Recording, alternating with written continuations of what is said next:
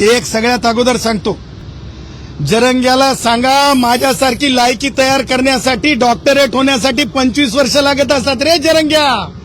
आणि मी चपटी पिऊन, मी की नाही, मी पांढरी पिऊन बाटलेला नाही रे बाबा. माझी आई लय कडक होती म्हणून माझी आई संविधानानं जगायला शिकवलं. ती अशी छडी घेऊन उभी राहायची, लोकांना त्रास देणं तर सोड जरंग्या. आईच्या संस्कारातून घडलेली लेकरं ही चुकीच्या मार्गाने जात नसतात. तुला घालून पाडून बोलायची सवय ह्याच्यासाठीच आहे. आणि मला असं वाटतंय तू आईकड नाही सासरवाडीत आहे, तू आईकड नाही सासरवाडीत आहे, तू आईकड नाही सासरवाडीत आहे. म्हणून खूप जरंग्या, तुला माझ्यासारखं होण्यासाठी खूप तुला सांगतो माय बहिणीची मान मर्यादा राखायचं शिकावं लागेल.